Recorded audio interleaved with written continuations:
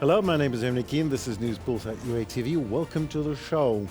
Today in the episode, in Russia's Voronezh region, Ukrainian drones has attacked one of the largest chemical plants in Russia.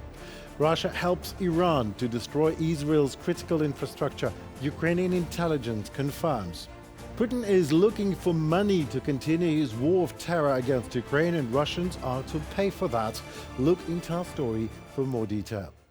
Last night, drones attacked chemical plant in Voronezh region of Russia. The facility is ablaze. This facility is one of Russia's key chemical plants producing ammonia, nitric acid and ammonium nitrate, the base components for explosives.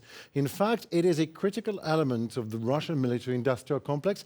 Through the production chain of ammonia, nitric acid, nitrates, the enterprise supplies the essential raw materials for munitions.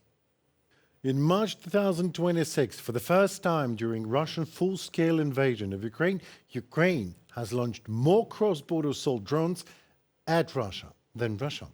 Russia's defense ministry reported downing more than 7,300 Ukrainian drones, and of course, their defense ministry only publishes figures of Ukrainian drones it claims were shot down. That inevitably means that there were much more drones attacking legit military targets in Russia. And obviously, not all UAVs were shot down.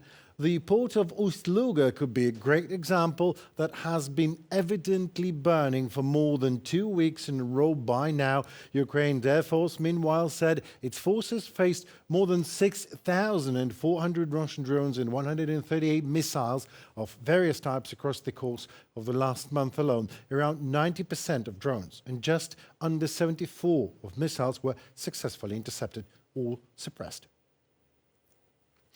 Series of strikes on key Russian oil terminals in the Baltic region has cost Russia nearly $1 billion, and that is just in lost export revenue, not even counting an irrevocably lost equipment value, according to Financial Times.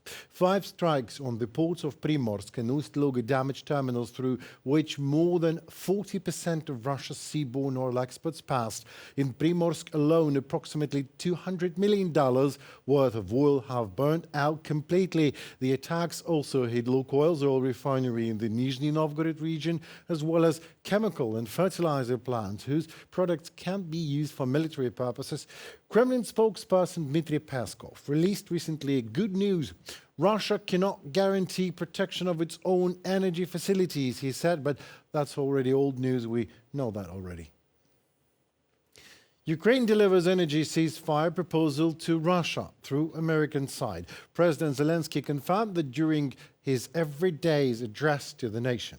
The president also added that Ukraine is ready for a ceasefire during the Easter holidays. However, if Russia continues its attack, Ukraine will also continue its deep strike sanctions. В Україні робимо свою частину цієї роботи постійно. Here in Ukraine, we are doing our part of this work consistently, and our long-range sanctions continue to be very effective and are actually reducing Russian revenues, primarily oil revenues. This is entirely fair, and most importantly, it limits Russia's ability to drag out this war. If Russia is ready to stop strikes on our energy infrastructure, we will be ready to respond in kind. And such a proposal has been conveyed to the Russian side through the Americans. And now we convey a proposal, a call to action on UATV. Their voices heard around the world, mostly from US, by the way, if my hearing is not letting me down. These voices are saying that Ukraine should not use the momentum it just gained in such a hard fight and just stop its strikes deep into Russia on military and oil facilities. So today's call to action question would sound like that. On a scale from 1 to 10, how useless is for Ukraine to stop strikes deep into Russia, where 1 is not useless, Ukraine should stop its strikes immediately, and 10 is completely useless, Ukraine should double down and carry on with putting pressure on the Kremlin's war machine by hitting it where it hurts the most. Russia helps Iran to destroy Israel's critical energy infrastructure, confirms Jerusalem Post. Russian intelligence has provided Iran with a detailed list of 55 critical energy infrastructure targets within Israel, according to information obtained by the media Jerusalem Post from a source close to Ukrainian intelligence. The report, which highlights the deepening military and intelligence cooperation between Moscow and Tehran, suggests that the information that was shared enables Iran to launch precision missile strikes against Israel's energy grid. According to the findings, the targeted sites are divided into three categories based on their strategic importance. According to the findings, the targeted sites are divided into three categories based on their strategic importance. Level 1, critical production facilities. Level 2, major urban and industrial energy hubs. Level 3, local infrastructure. These targets include regional substations that support industrial zones and smaller power plants. From Jerusalem Post. Recent Ukrainian geopolitical efforts and gains are turning into Russian losses. Deprived of proactive position, the Kremlin is forced to react, buying up Arab Telegram channels to unleash waves of disinformation attacks, as is reported by the Ukrainian Center of Strategic Communications. Owners of Telegram channels that work for the Arab audience in the Middle East have recently begun to receive requests to post anti-Ukrainian videos. In practice, this looks like someone called Ksenia, for example, or any other female Slavic name, offers Arab bloggers to post videos on the topic of, I quote, non-compliance with agreements between Ukraine and Arab countries, end of quote, or something alike. The footage is ready and offered for free. All that remains for a Telegram channel owner is to publish and submit this fake news as news and get their reactions, likes and views that are likely to be significant in numbers. The topic is triggering, and Ukraine's success is hard to ignore, especially by Moscow, who has lost the influence strategically in the region and is desperate to somehow heal the wounds tactically.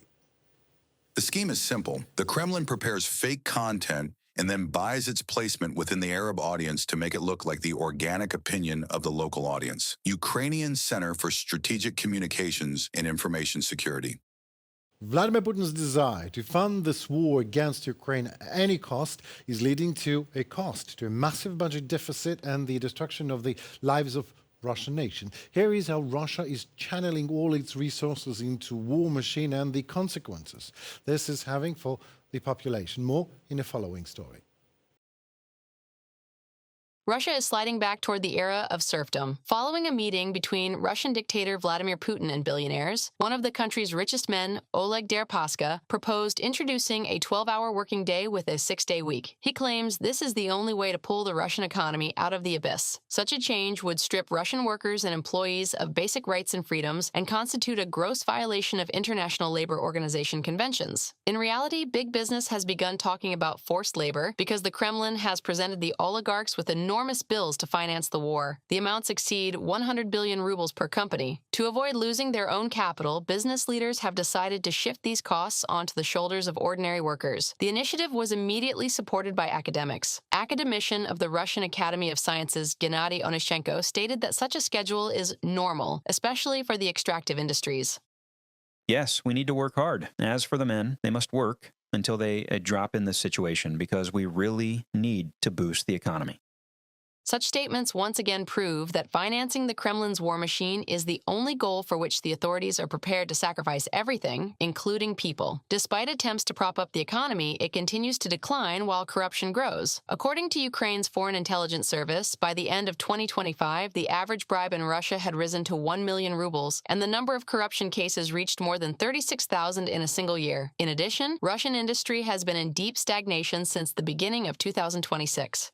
Russian metallurgy, long considered the flagship of the country's economy and a stable source of foreign currency earnings, plunged into a systemic crisis in 2025 to 2026. Profitability across the entire sector fell to 9.6%, which is below the cost of servicing loans. Ural Steel JSC, a city-forming enterprise in Novotroitsk, a leader in bridge steel production and a key executor of state defense orders, went from a profit of 11 billion rubles to a net loss of more than 22 billion rubles in 1 year, from a publication on the website of Ukraine's Foreign Intelligence Service.